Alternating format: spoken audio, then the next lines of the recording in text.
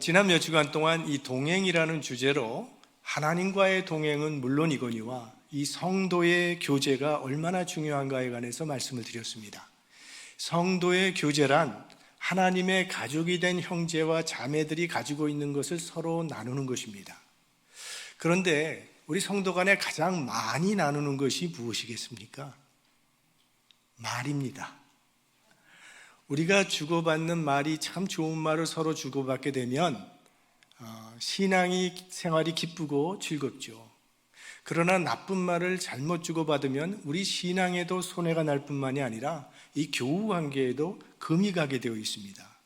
그래서 오늘은 이 언어 생활에 대해서 말씀을 드리려고 합니다. 하나님께서 우리 인간을 하나님의 형상대로 창조하셨다고 했는데 이 하나님의 형상 가운데 하나가 언어입니다. 언어는 의사를 소통하는 도구입니다. 언어가 없다면 서로의 생각과 서로의 뜻을 알 도리가 없습니다. 말이 없는 세상을 한번 생각해 보십시오. TV를 보는데 소리는 다 줄여놓고 화면만 보면 얼마나 답답합니까? 여러분 아마 그런 게임 해보셨을 거예요. 말은 하지 않고 몸짓으로만 단어를 맞히는 게임 해보셨죠? 자, 가을 이거 어떻게 표현하시겠어요? 아름다움 표현하기가 아름다워 보이지 않을 것 같아요. 인간은 언어를 사용해서 자신의 뜻과 생각을 상대방에게 전달할 수 있는 능력을 가지고 있습니다. 동물들도 어느 정도는 자기들끼리 소통할 수 있는 그 언어가 있지만 그건 아주 원시적이고 지극히 본능적인 표현인 것 뿐이지 그 이상의 어떤 생각이나 사상을 전할 수 있는 그런 능력은 없습니다. 그래서 동물들은 태고 쪽이나 지금이나 발전이 없이 늘 같은 모습으로 살아가고 있는 것입니다. 그러나 우리 인간은 언어로 사상을 말하고 철학을 논할 수 있는 능력을 가지고 있기 때문에 동물과는 비교될 수 없는 놀라운 이 문명을 이루면서 살아갈 수 있게 된 것입니다. 그러니까 언어는 하나님께서 우리 인간에게 주신 큰 축복입니다. 그런데 이 축복에는 반드시 따라오는 것이 있는데 바로 책임입니다. 복이 되려면 책임이 뒤따른다고 하는 사실을 우리는 기억해야 합니다. 말에 대해서 우리가 경험을 통해서 가지고 있는 몇 가지 상식이 있죠. 먼저는 이 말이 참 어렵다는 겁니다. 하나님께서 모세를 사용하시고자 했을 때 모세가 가장 두려워하고 나는 그거 못하겠습니다 했던 큰 이유 중에 하나가 나는 입이 뻣뻣하고 혀가 둔한 자니이다. 말 못하겠다는, 난 말을 잘 못하는 사람이라는 이유였습니다. 그런데 모세는 사실은 그 당시 최고 문명국인 애굽의 궁중에서 최고의 학문을 익힌 지식인 중에 지식인이 모세였습니다. 그런데도 말은 자신이 없었다는 거예요. 제가 알고 계신 한 목사님은요, 신방을 하면 문제가 없던 가정에도 문제가 생겨요. 본인은 위로하신다고 하는 말인데 그 위로의 말이 상처를 입힌다는 거예요. 그래서 마음에 병이 들어서 일찍 은퇴하셨습니다.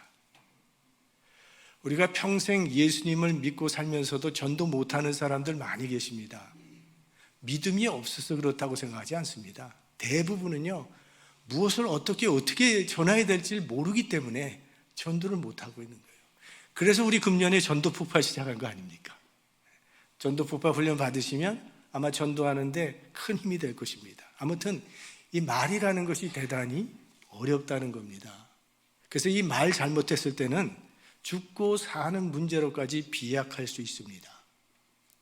구약 성경에 보면 이 사울 왕이 전사하게 되는데요. 사울 왕이 죽었을 때 어떤 사람이 그 사울 왕의 왕관을 손에 들고 급히 다윗을 찾아오게 됩니다. 그러면서 사울의 전사 소식을 다윗에게 전하면서 무슨 말을 하냐면 제 칼로 사울을 죽였습니다 하고 거짓말을 합니다. 그 말 때문에 그 사람은 처형을 당합니다. 아마 그렇게 거짓말을 한 이유는 이젠 다윗이 왕이 될 것이라는 계산 속에서 한 자리 얻고 싶은 마음에서 거짓말을 했겠지만 다윗이 그 사람을 처형하면서 이렇게 말을 합니다. 사무엘하서 다윗이 저에게 이르기를 내 피가 내 머리로 돌아갈지어다 내 입이 내게 대하여 증거하기를 내가 여호와의 기름 부음 받은 자를 죽였노라 함이니라. 그 말이 참인지 거짓인지 나는 모르겠다. 하지만 네가 내 입으로 그렇게 말했으니 내 말대로 내가 갚겠다며 그를 처형시켜버린 겁니다. 그래서 잠언 18장에 보시면 미련한 자의 입은 그의 멸망이 되고 그 입술은 그의 영혼의 그물이 되느니라. 그러나 또 말을 잘했을 때는 놀라운 평화와 은총이 내려지게 됩니다. 잠언 15장 1절 말씀, 유순한 대답은 분노를 쉬게 하여도 과격한 말은 노를 격동하니라. 우리나라에도 말 한마디로 천냥빚을 갚는다고 했지요. 그 말씀이죠. 어쨌든 말이 많으면요 실수도 많아지게 되는 것이고 말이 적으면 실수도 적습니다. 잠언 10장 19절 말씀, 말이 많으면 허물을 명키 어려우나 그 입술을 제어하는 자는 지혜가 있느니라. 여러분 이런 사람들 보죠. 참 좋은 일 많이 해요. 또 수고는 수고대로 했는데 말 한마디 실수하는 바에 욕먹는 사람들 있죠. 이런 일대로 열심히 했는데 우리가 또 기억해야 할 것은 말에는 하나님의 심판이 따라온다는 사실입니다. 예수님께서 마태복음 12장에 말씀하시기를 내가 너희에게 이르노니 사람이 무슨 무익한 말을 하든지 심판날에 이에 대하여 신문을 받으리니 네 말로 의롭다함을 받고 네 말로 정죄함을 받으리라. 자, 이런 것들이 우리가 말에 대해서 알고 있는 상식입니다. 그래서 성경에는 말에 대한 교훈이 굉장히 많이 나옵니다. 구약에는 잠언이 대표적인 책이고 신약에는 이 야고보서가 대표적인 책입니다. 이 야고보서를 기록한 야고보 사도는 한 30년간 예루살렘 교회에서 목회를 한 경험이 있는 사람입니다. 그가 목회하던 예루살렘 교회도 사람이 모인 교회이니까 문제가 있었고 교인 간에 어려움도 많이 있었습니다. 그럴 때마다 야고보 사도는 이 문제의 뿌리가 무엇인지를 생각해 보았고 해결점이 무엇인가를 찾아보았습니다. 그리고 그가 얻은 결론은 이 인간관계에서 발생하는 수많은 시험의 주된 원인은 이 말 때문이라고 하는 결론에 다다르게 된 것입니다. 아마 그것은 2000년 전이나 지금이나 다르지 않을 것이라고 생각합니다. 무책임한 말, 불필요한 말, 비난하는 말, 좌절시키는 말, 죽이는 말, 이런 말들 때문에 인간관계가 파괴되고 있다는 거죠. 그러니까 죽느냐 사느냐 그것이 문제가 아니라 말이 문제라는 거예요. 오늘 본문에 야고보 사도가 절대로 권하지 않는 직업이 나옵니다. 선생 되지 말라고 합니다. 1절, 내 형제들아 너희는 선생된 우리가 더 큰 심판받을 줄을 알고 많이 선생이 되지 말라. 선생이란 랍비를 말하는 것입니다. 그런데 유대인들이 가장 존경하는 사람이 랍비입니다. 그리고 유대사회에서 가장 중요한 위치를 차지하는 사람이 랍비입니다. 그럼에도 야고보가 랍비가 되지 말라고 한 이유가 있는데 랍비는 말하는 직업이기 때문입니다. 어떤 직업은요 하루 종일 한마디 안 해도 문제가 없습니다. 그런데 저 같은 사람이 여기 딱 올라와서 아무 말도 안 하면 그럴 수가 없거든요. 선생은 말을 해야 되는 직업이기 때문에 자연히 실수를 많이 하게 된다는 겁니다. 어쩌면 지금 야고보 사도는 자신의 간증을 하고 있는 것일지도 모릅니다. 30년 동안 목회를 해왔으니 자신이 실수한 말도 많았을 것입니다. 그로 인해 고통도 많이 당했을 것입니다. 그래서 자신도 선생이지만 선생 되지 말라고 만류하는 것이죠. 이 야고보 사도가 바라보는 온전한 인간상이 어떤 사람인가? 2절에 야고보가 인정하는 온전한 사람이 나옵니다.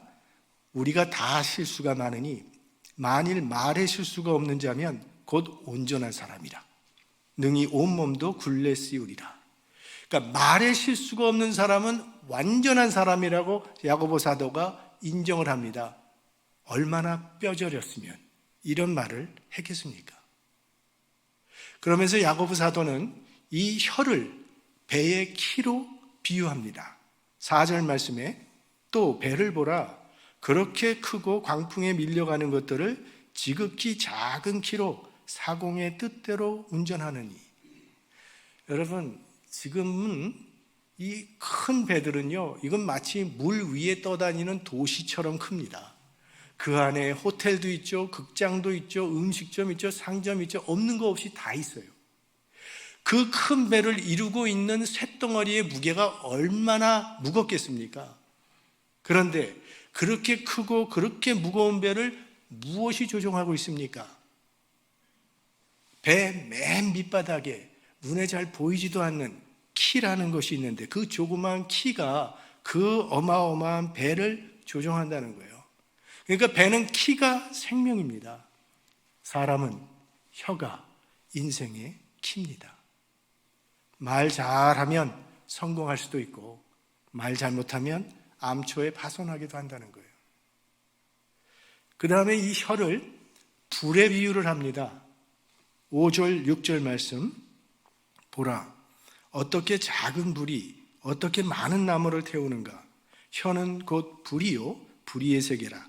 혀는 우리 지체 중에서 온몸을 더럽히고 생의 바퀴를 불사르나니 그 사르는 것이 지옥불에서 나느니라. 여러분, 성냥 하나 그어대는 거 간단하죠. 그냥 그어대면 됩니다. 그런데 결과는 엄청나다는 거예요. 별 생각 없이 무심코 던진 성냥개비 하나가 산 전체를 불태워버립니다. 우리는 캘리포니아에 살면서 산불을 많이 경험하고 있지 않습니까? 아마 우리도 이와 같은 경험이 한 번쯤은 있을 겁니다. 때로는 내가 던진 한 말이 다른 사람의 마음에 불을 지릅니다. 그런가 하면 다른 사람이 내 마음에 불을 지른 경험도 있었을 것입니다. 가장 쉽게, 가장 많이 짓는 죄, 그게 말로 짓는 죄입니다. 말하는 게 얼마나 쉬워요. 입만 열면 그냥 나오는데. 근데 결과는 엄청납니다.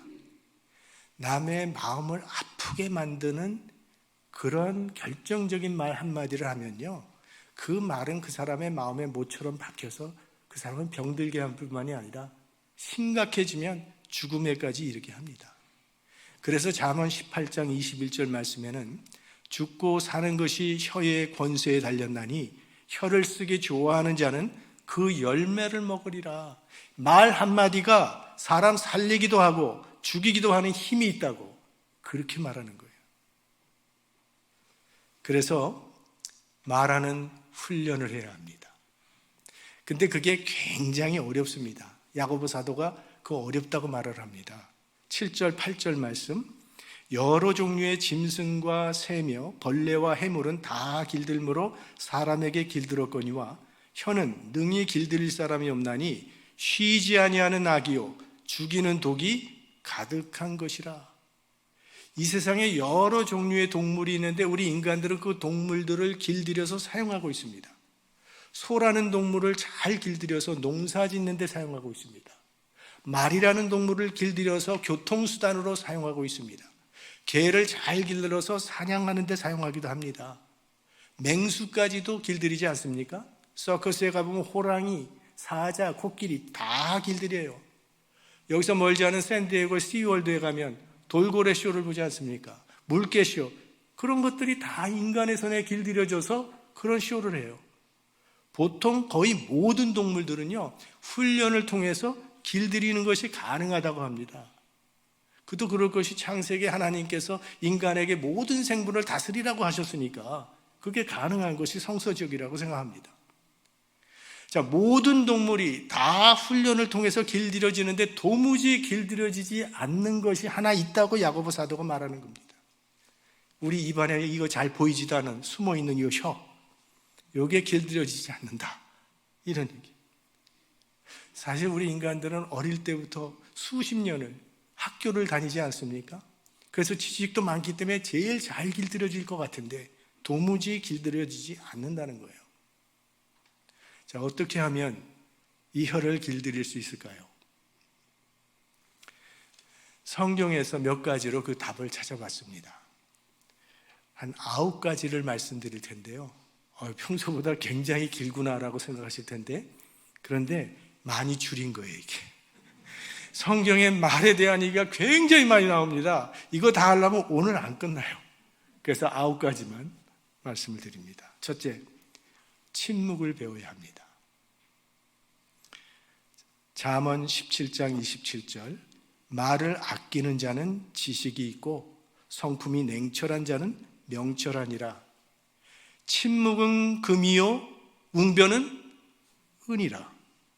무슨 말씀입니까? 침묵이 말보다 더 귀하다는 그런 의미입니다.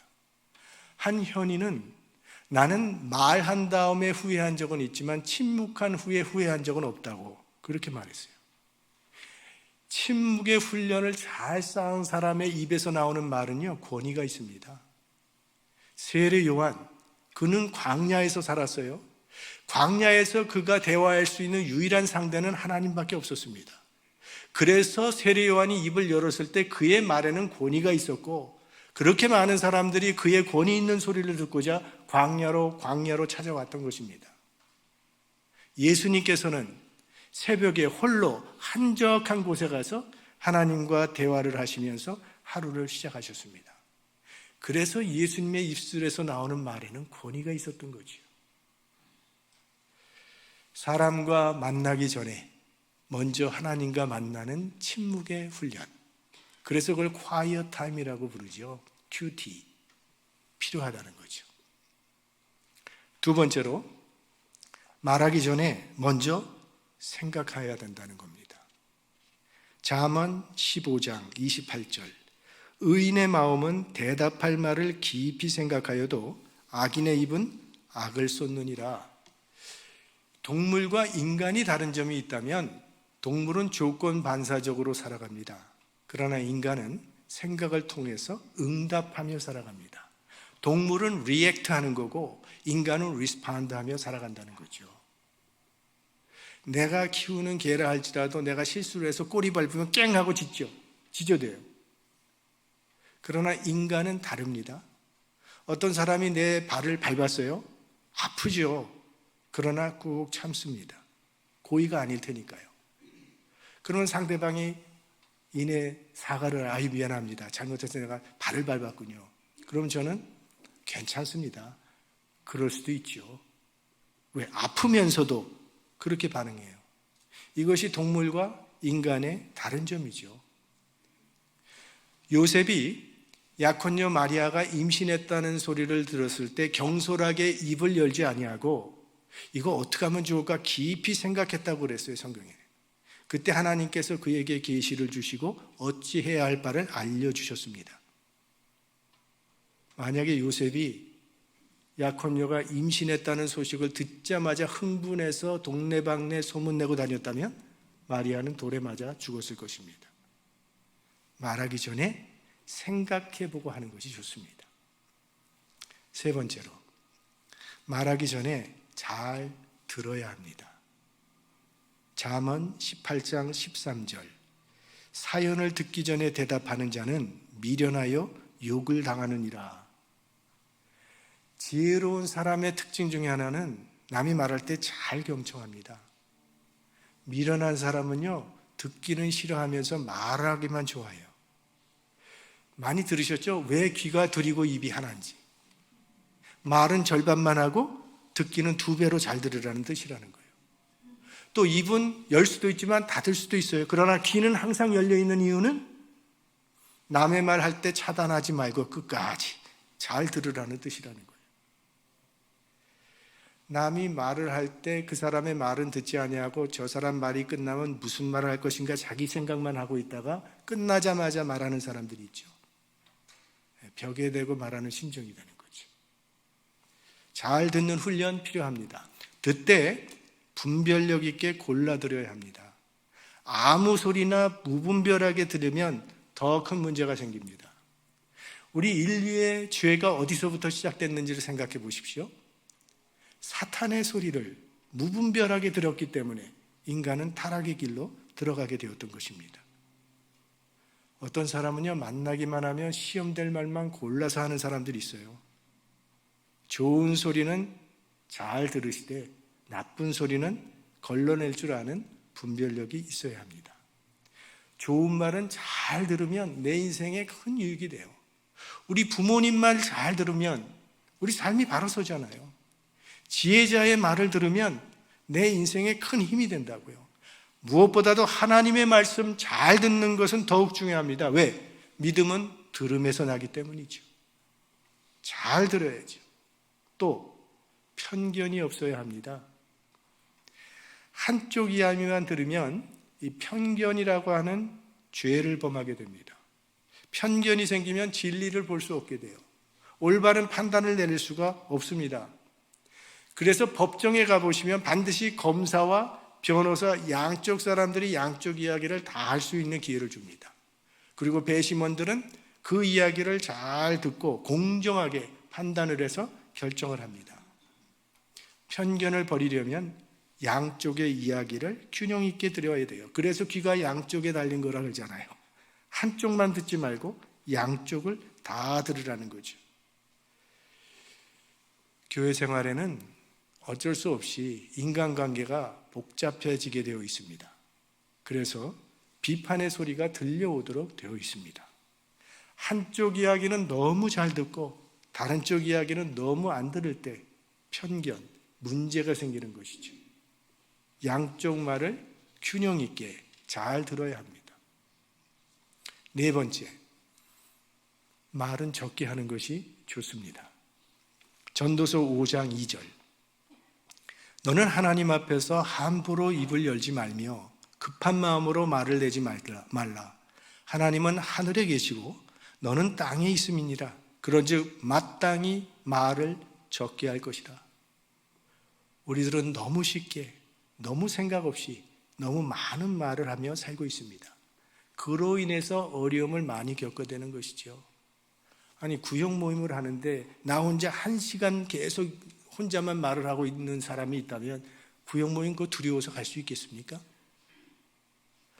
아니, 1분이면 될 말을 30분 이상 길게 끌면서 핵심 못 잡게 하는 사람들도 있어요. 우리가 말을 안 해서 당하는 시험은 거의 없습니다. 그러나 말이 많아서 당하는 시험은 대단히 많습니다. 그러니까 말은 절제할수록 좋습니다. 다섯 번째, 내가 책임질 수 있는 말만 하십시오.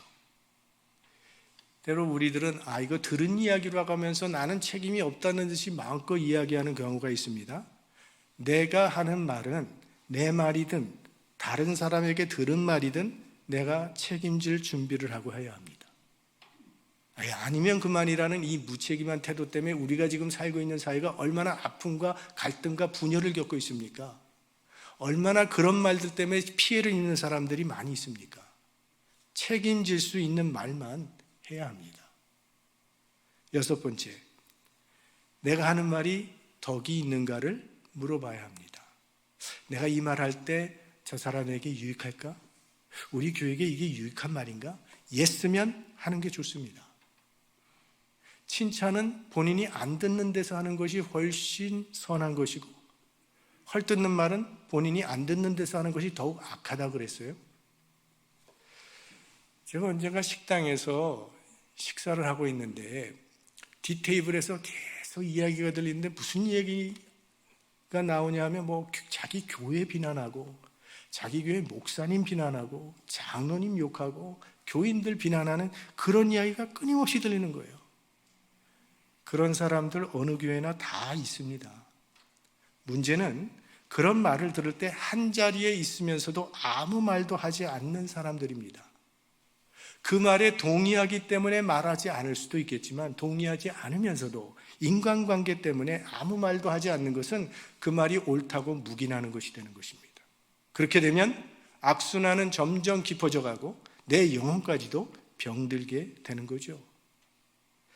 전도서 3장 7절, 찢을 때가 있고 꿰맬 때가 있으며 잠잠할 때가 있고 말할 때가 있으며, 갈라디아서 6장 1절, 형제들아 사람이 만일 무슨 범죄한 일이 드러나거든 신령한 너희는 온유한 심령으로 그러한 자를 바로잡고 네 자신을 돌아보아 너도 시험을 받을까 두려워하라.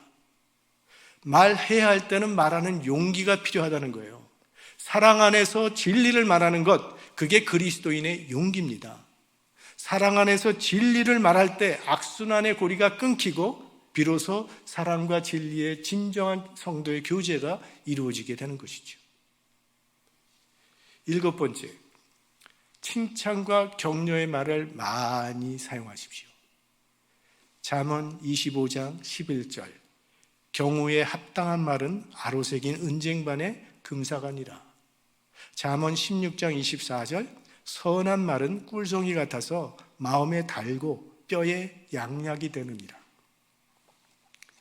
한국에서요, 한 기업에서 캠페인을 벌였는데 무슨 캠페인을 벌였냐 하면 동료에게 하루에 한 가지씩 칭찬하는 캠페인을 했어요. 그리고 그 캠페인을 한 후에 그 기업의 생산량을 측정해 봤더니 월등히 생산량이 높아졌다는 그런 기사가 신문에 발표된 적이 있었습니다. 칭찬은 고래도 춤추게 한다며요.